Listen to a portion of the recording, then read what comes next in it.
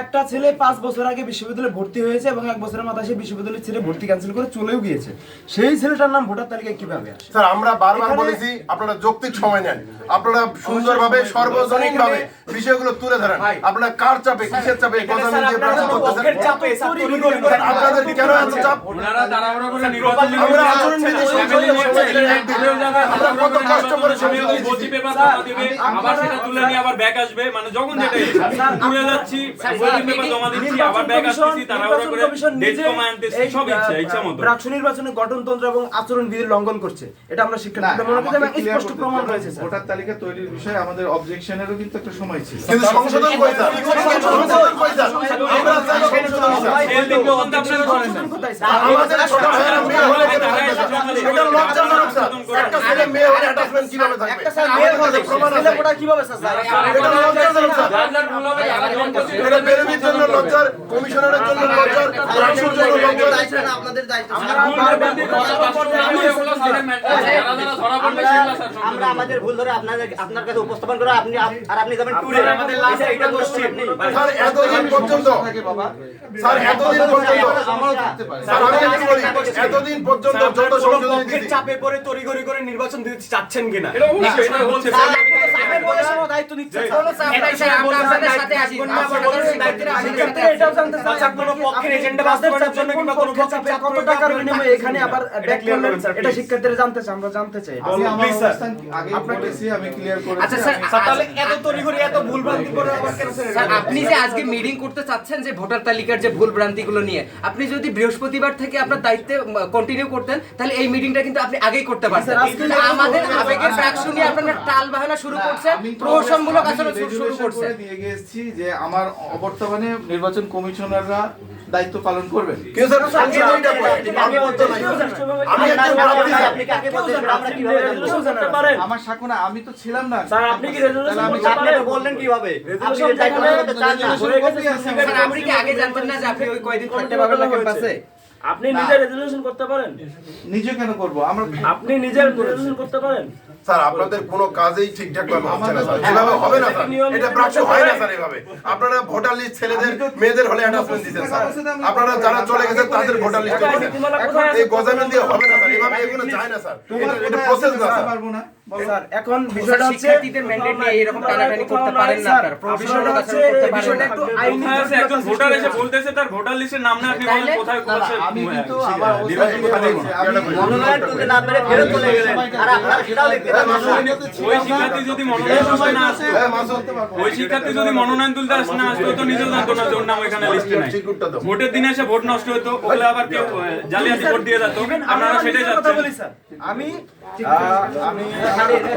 Graduation শেষ হওয়ার আগে আমি মুক্তারালী হলে 5 বছর পরে মুক্তারালী হলে আবাসিক শিক্ষার্থী, কিন্তু এই কিছুদিন আগে যখন আপনার ভোটার তালিকা প্রণয়ন করা হলো সেখানে আমার নাম আসে বিজয় 24 হল।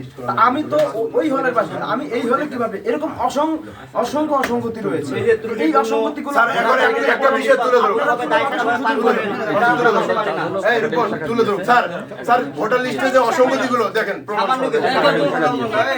প্রমাণ সহ দেখেন। মাসুদ বলো, তুমি একাই বলো। স্যার আমি অ্যাকাউন্টিং বিভাগের 15তম ব্যাচের শিক্ষার্থী। মাহতাব হোসেন নামে একটা ছেলে আমার সাথে ফার্স্ট সেমিস্টারে ভর্তি হয়েছিল, পরবর্তীতে উনি ভর্তি ক্যান্সেল করে জগন্নাথ বিশ্ববিদ্যালয়ে গিয়েছে, তার ভোটার তালিকায় নাম এসেছে। আব্দুল্লাহ আল ফাহিম আমার সাথে 15 ব্যাচে ভর্তি হয়েছিল, এখন কন্টিনিউ করে না, অন্য কোনো বিশ্ববিদ্যালয়ে গেছে, ভোটার লিস্টে তার নাম এসেছে।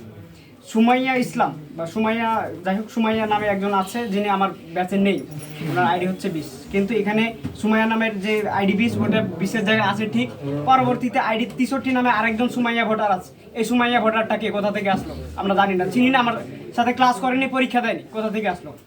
স্যার আরো কয়েকজন আছে, তাহলে কি আপনারা সামান্য একটা ব্যাচে যদি এত ছুটি থাকে, আমার 15 ব্যাচে স্যার এখন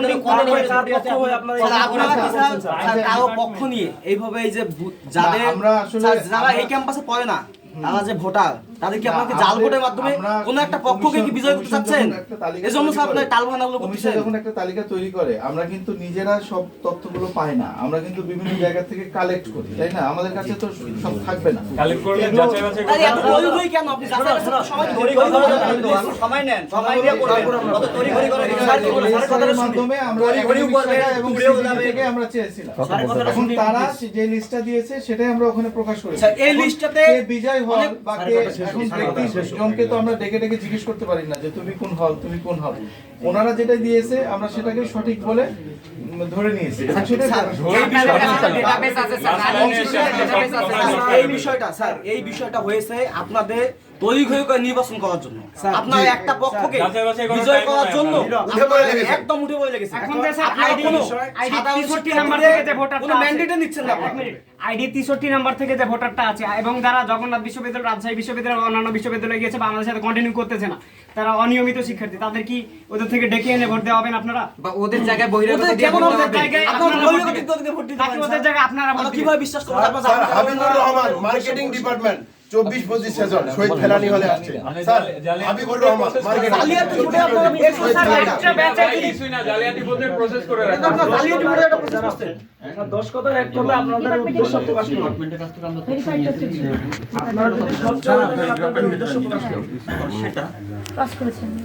এই তথ্য আমরা যেটা পেয়েছি সেটা আমরা দিয়েছি এবং আমরা সময়ও দিয়েছি প্রাথমিক তালিকার পরে এবং এখনো পর্যন্ত বলছি কোনো ভুল ত্রুটি হলে সেটা জানাবে, আমরা আবার একাডেমিক শাখায় সেই তথ্যগুলো স্যার আমরা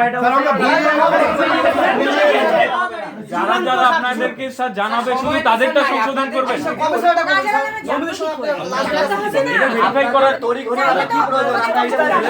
ডিপার্টমেন্ট থেকে ভুল তথ্য দিলে আপনারা ডিপার্টমেন্টের চার্জ করেন।